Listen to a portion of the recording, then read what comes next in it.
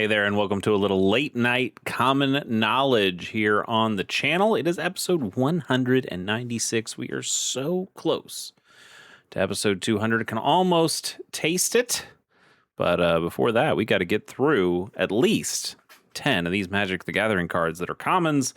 And I got to tell you if they're any good in the Pauper format or not. So why don't we just get started with our first card, which is Bone Pit Brute. 4 and double red for a 4/5 Cyclops with Menace, which means it can't be blocked except by 2 or more creatures.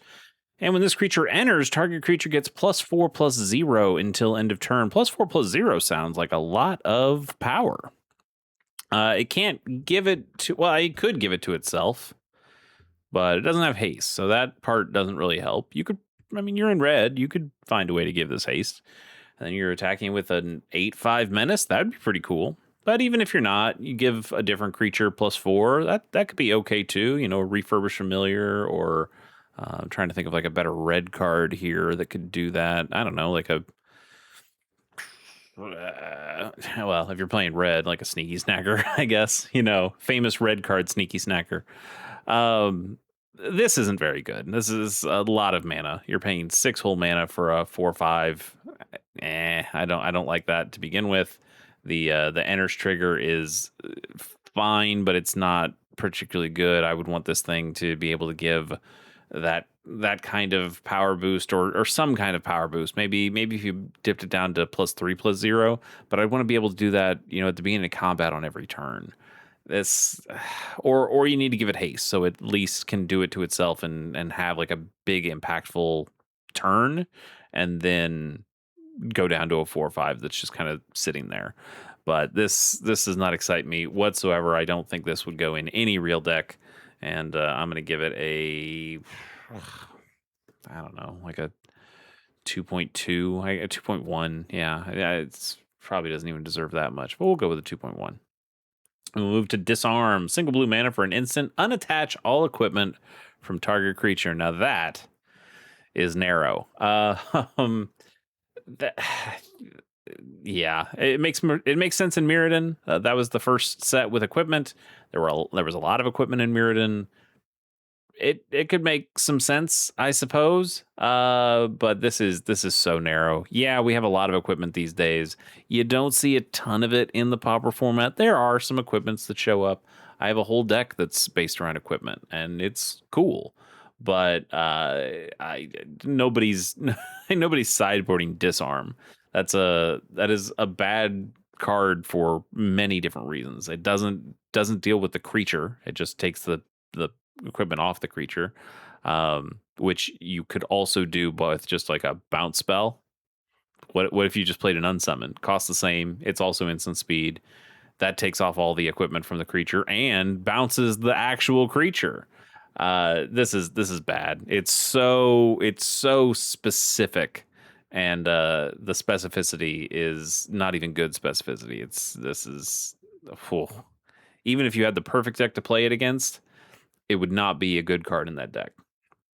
This gets a 1. This is yeah, that's I was thinking I should really mark all the ones that I've ever given and have like a Hall of Lame, but I'm not going through all I'm not going through 196 episodes to do that. But Disarm has to be one of the worst cards we have seen on this series. What is next? It is Dragon Moose from the Avatar Last Airbender Eternal set. Dragon Moose is 3 and a red for a 3/3 Dragon Elk with haste. It is a strictly better hill giant. That's cool. It's not really that cool. It is also a dragon. That is important. Dragon in common, you don't see a ton of those. But a dragon that doesn't fly, not particularly good. I don't know. There are dragons that are playable in Pauper that don't fly, but that aren't just changelings either. But this is not a card that you're going to play. This is, you know, something that shows up in a jumpstart pack, and you know, you understand why it's common, and you also understand why it's 13 cents. Actually, this feels too much. This feels like too much. 13 cents feels too much for this card. It's whatever. It's a strictly better hill giant, so I'll give it a 2. But unplayable in Pauper. or really any format. It maybe a limited, but it doesn't really have a limited place because it's a jumpstart pack thing. So you'll play it in your jumpstart packs because you have to, but Myers Grasp is 1 and a black for an enchantment aura that enchants a creature. Enchanted creature gets -3/-3. So this is kind of black's way of dealing 3 damage. But it's not damage, It's not a lightning strike. It can't be played at instant speed, but the small trade-off, the thing in your favor is that giving a creature -3/-3 is gets around indestructible. It gets around it just makes the creature smaller. So if you put this on a big creature, it's just now always small instead of, dealing 3 damage to that creature and then potentially not killing it. And then that creature would just heal itself back up to full health at the end of the turn once damage is removed. So there are reasons, I suppose, why this could be good. Also, obviously, can't go face because it can only target creatures, whereas a lightning strike could. But this doesn't get played. You won't play this. Sometimes you'll see people play something like Stab, which can give -2/-2, but Stab is an instant, right? Well, of course, there's a lot of things that say Stab in it, but yeah, Stab's an instant that gives -2/-2. I think there is like a Wound card or something like that. That's an enchantment that gives -2/-2. There might even be, is it Dead Weight? Hey, look at that. Dead Weight. Damn, called it. I think you'd almost not almost always, but I think you generally want the Stab as an instant speed thing, even if it's not permanent. And Stab doesn't really see play either. These aren't amazing. You're not going to feel very good about playing these cards, and it's pretty easy to get rid of auras as well. I don't know. I'm not impressed by this at all. Unless you had like some way of getting back enchantments, and we just don't have that deck in Pauper right now. This is kind of a wasted card. I'll give it a 2.3. It is a removal spell. It's a relatively inexpensive removal spell, but being at sorcery speed, being an aura, these things just don't work in its favor. Next up is Sonai Drake, which has a funky mana cost, which is 2 and a hybrid Izzet and a black for a 3/1 zombie Drake that's got flying and haste. 4 mana for a 3/1 flying haste. That feels like too much to me. That's too much mana in too many weird colors. I suppose that the hybrid makes it, you don't have to play red, you don't have to play blue, but you got to play one of those colors, and then you definitely have to play black.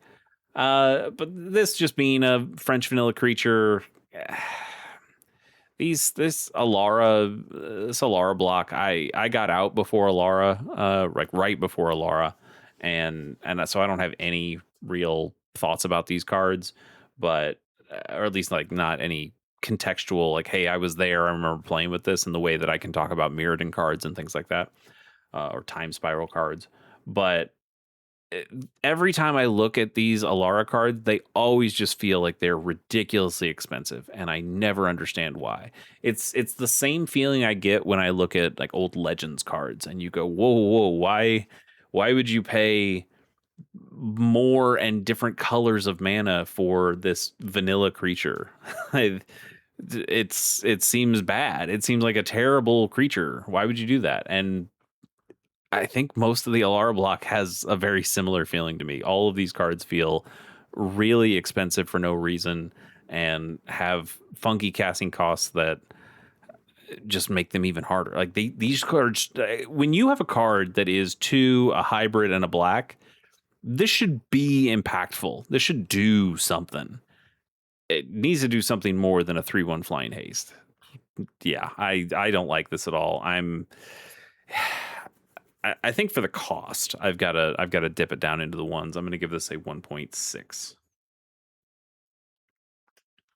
What do we got next? Kiln Fiend. All right. Hey, here is a Pauper staple from yesteryear. Kiln Fiend is 1 and a red for a 1/2 elemental beast.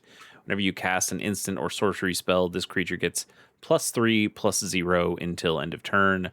I haven't played. I didn't play Pauper. I didn't start playing Pauper when Kiln Fiend was a thing. I've seen one person play a Kiln Fiend deck, and it was awesome to see.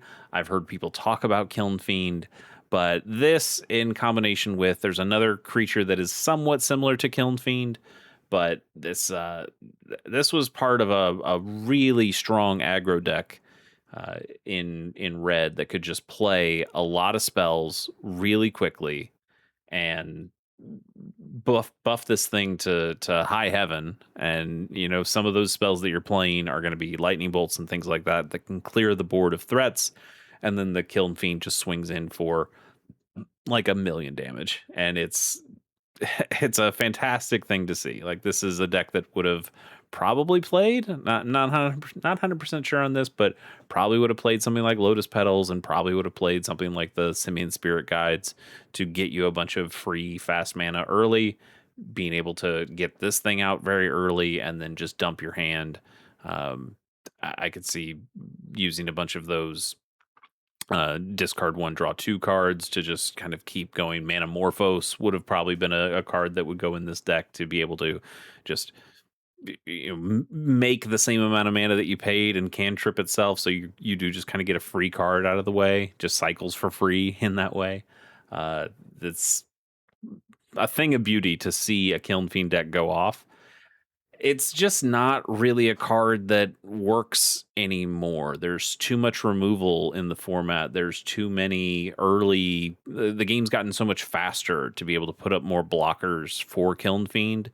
And with this thing not having trample or any other sort of evasion, it feels like you blow you blow all your cards, you play all your cards out, and then your opponent uses 1 snuff out or something, or 1 cast down, and then you've played all your cards and now you have no backup. You either win on turn 3 or 4, or you lose on turn 8 because you can't do anything more and you just have a slow, painful death.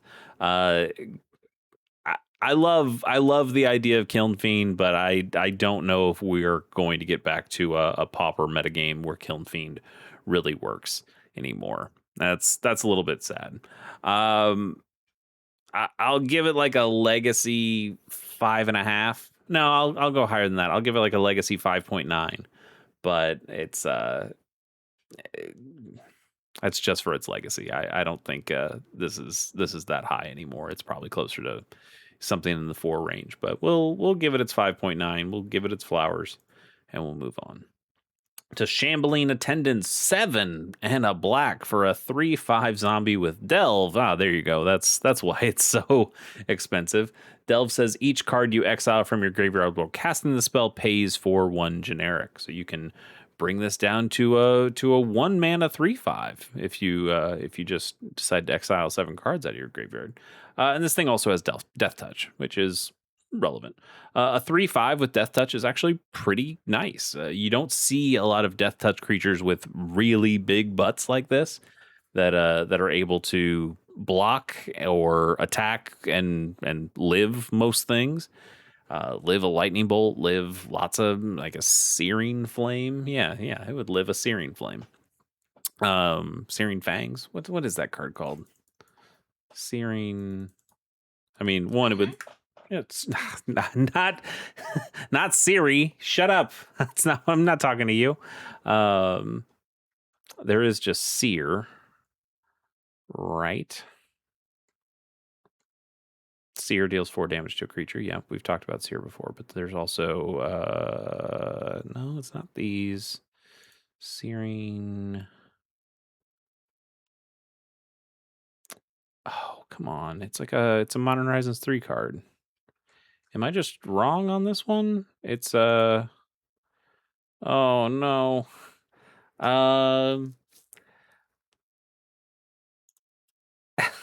It's got devoid too, so I'm like, it's not a red card. I don't think it counts as a red card. I don't know if devoid actually works on Scryfall. I think it still probably counts as a red card. Okay, let's say it has to be red in commander deck. That would help me out. And it's Modern Horizons 3. Let's Modern Horizons 3. I need to know this. You've either shouted it out on the screen or you just don't care, but I need to know. Fanged Flames, not Searing Flames. Oh well. Yeah, Fanged Flames can deal 4 damage to a creature. All that is extremely irrelevant to this. But Shambling Attendance is fine. It's not good. Maybe it's okay in a zombie deck. Could be. Could be. You get a lot of stuff in your graveyard. You play a 1 mana 3/5, and this thing blocks all day and can attack in pretty well, and not worry about it. I would love it if it had 6 toughness to get around a Tolarian Terror, but even outside of that, this is fine, but nothing special. It is fun though to be able to play cards very cheaply, and a 1 mana 3/5 is with Death Touch, no less, is interesting. If you can find a reason to use the delve, like you've got cards that care about exiting a graveyard, maybe you can get a little extra value on it. It's fine. I think we can go for a 2.4. No, I can go higher than that. I'll give it like a 2.7. Nothing that special though. Consuming Bonfire is 3 and double red for a Kindred Sorcery Elemental.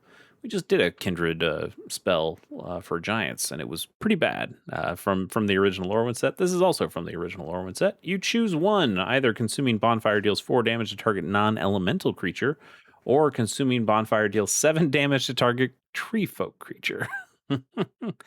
Also pretty darn narrow, huh? We just saw. I was just telling you about Fanged Flames, a spell that costs 2 and deals 4 damage to any creature at sorcery speed. This costs 5 to do 4 damage to specifically non-elemental creatures, which is a lot of them, I guess. But then if you do spend, if you do have a tree folk out there, or your opponent has a tree folk out there, you can deal 7 whole damage to it. And that's probably not happening. You're probably going to hit changelings, maybe, but not many changelings out there need to get hit for 7 damage to take them down. This is a bad card. This is really bad. Yeah, you can make some kind of weird tutor shenanigans to tutor up an elemental and choose this sorcery instead of choosing an elemental creature, but these are rough. I think even remembering back to my Lorwyn pre-release, my first pre-release, and my only pre-release for a very long time, I played an elemental deck, and I'm pretty sure I didn't play any copies of this card. You face tree folk. It was one of the tribes there, but it's not. It was not like super highly played to the point that you need to specifically have it. Like maybe you sideboard this in specifically against tree folk, but a 5 mana for 4 damage to a non-elemental just feels pretty bad to begin with, and then having to have that super hyper specific scenario to get the better version. This is really bad. This is a 1.1. It's better than a 1, but it's not much better than a 1. What is our next card? It's Keep Watch. 2 and a blue for an instant. Draw a card for each attacking creature. Okay, here's the deal. This is a good card. I don't like this card, and I'll tell you why. Because I have a card that I love. It's called Borrowing 100,000 Arrows. I've done a video on the Portal 3 Kingdoms set and cards that work in Pauper from it. Originally, this was an uncommon. It's now down to common. This is a sorcery. Still costs 3 mana, same thing, but you draw a card for each tap creature an opponent controls. Not exactly the same thing, but pretty darn close. And Keep Watch is generally just probably a better option. The instant speed makes a big difference. Being able to get those cards still during the attacking phase, like during combat, you can pick up, depending if the opponent's gone very wide, you can pick up a bunch of cards and then Uh, Maybe you find something that has flash or removal spell or something like that, and that can change a lot of stuff. So this is the better card for sure. I still like borrowing 100,000 arrows because I like the story behind it. But Keep Watch is not really a card you'd play in Pauper. This probably shows up a little bit more in Commander. You do see it in a Wilds of Eldraine Commander. It's a pretty expensive card. One, because it hasn't gotten a ton of reprints, but two, this can draw you a lot of cards in a format like Commander. There aren't as many decks in Pauper that this really does all that well against. Yeah, there's White Weenie, there's the Pack Beast decks, there's plenty of decks that do go wide, but when you're paying 3 mana, now you've limited the amount of mana you have to do with all those cards. I'm not sure this isn't as necessary in Pauper. Maybe you can find something, but even then, it would really just be a sideboard piece because you how many creatures? That's the math you kind of got to do. How many creatures have to attack you before Keep Watch is worth playing? Is it 2? That's just like a divination or a quick study, rather. It's a quick study, and quick study is not a very good card. That feels like a bad use of your mana. So you really need. I think you'd need at least 3 creatures attacking you before playing this nets you a good value, and then anything over 3 is really good value. But it still is a pretty specific time when you can play this. Not only a specific time in requiring your opponent to attack you with creatures, but also them having to have a very specific deck that plays a lot of creatures and is able to attack you, and you're able to do something about those creatures. Like I think you'd need like this plus prismatic strands or something like that, or a fog effect to just be able to slow down the opponent, but also get all the cards. That's starting to ask for a lot of things, and both of these things are pretty passive things too, preventing combat damage and drawing cards. Those are good, like those are good things, don't get me wrong, but those aren't things that are going to take your opponent down to 0 life or 0 cards in their deck. And those are the important things. Like this draws you to those things, don't get me wrong, but it's I think it is still a question of being too narrow. And I think this card is too narrow for needing to play against specific decks with a lot of creatures, and also having to play it at a very specific point in the game. So I don't love Keep Watch, and I think the price is also just not just the price of the card from like a mana cost standpoint, but I don't really want to pay $1.11 for this. I might buy 1 copy for a commander deck, but I'm not buying like 2 or 3 copies that you might want for a pauper deck. And I don't think a pauper deck really needs this card. There's plenty of ways to draw cards in blue that are more efficient than Keep Watch, I think. So let's give it a let's let's give it a 2.9. It does have the potential to draw you a lot of cards, and drawing a lot of cards is a good thing, but I think it is just a little too narrow.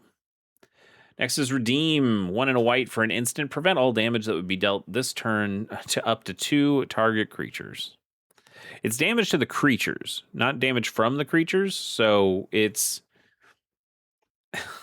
2 of your creatures. Well, I guess it could be 2 of any target creatures. You could do it on an opponent's thing. You wouldn't. Maybe in Commander you can make some politics kind of thing out of it, but this is interesting. It's bad, but it's interesting. There are ways of just preventing all combat damage that are, just normal fog effects that are more efficient and better than this. They're not exactly in white, but I think there's some white cards that can basically do this too. And we did mention Prismatic Strands, which is a little bit more narrow, but it can also be essentially kind of a free spell if you're flashing it back and you've got tokens or lots of cheap creatures, lots of cheap white creatures that you can tap on your board. This is just really not particularly good to prevent damage to up to 2 creatures. I need to prevent the damage to myself. I want to not have to block with any of my creatures, and I can just prevent the damage to me, and then I don't have to care. I guess you can use this as a protection spell for your creatures as well. If your red deck wants to come and do a lightning bolt to one of your creatures, or tries a board wipe kind of thing, plays a fiery cannonade or a breath weapon, you're able to just say, okay, well, I redeem on these two creatures that I definitely want to keep alive, and okay, that prevents some damage and keeps those things alive. But this is again, we're getting to very narrow scenarios here where this thing is useful over other generically good options that are available and useful in many different scenarios. So cool art. That's kind of the best I can say. I will give this a 2.4. No, I won't. 2.3.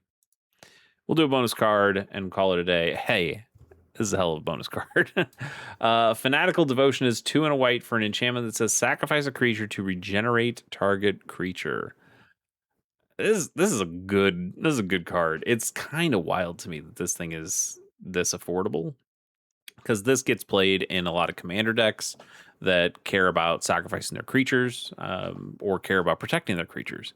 This is a really good sacrifice outlet. It's a free sacrifice outlet, and it's a protection spell, like a multi-use protection spell. That's awesome.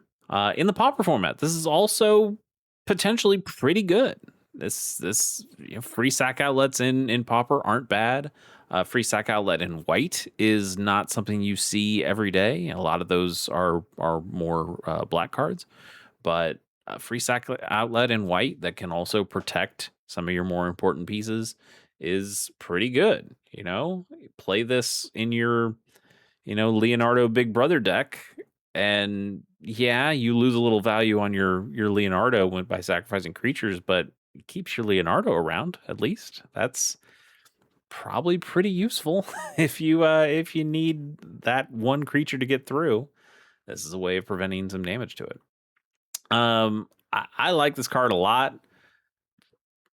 Definitely more of like a commander thing than a Pauper thing. It shows up every once in a while, but you need to have a very specific kind of deck for this to work well in. But I don't hate it. I really don't hate it. I'm gonna give this thing a 3.8. I kind of believe in it, but this is a great card to have on hand. Whether you're making a Pauper deck or a commander deck or some deck of some flavor that can play this, a legacy deck, a vintage deck, an Oathbreaker deck. Maybe you're just really getting into Oathbreaker. I think this is a great card to just have in your collection and be ready whenever you want to play it. This is a cool cube card. Just having cube, it's a great card. It's just have it. Just spend 43 cents. You know what? Spend 55 cents. get the original Nemesis version, and just have a copy and feel good that you've got a solid card that can probably do some really cool things over over the course of your Magic career. You'll find a use for this card. I guarantee it. Anyway, that is it for today, or tonight rather. It is quite dark. It is quite late. But thanks for joining me, and the march to 200 continues. We'll see you next time.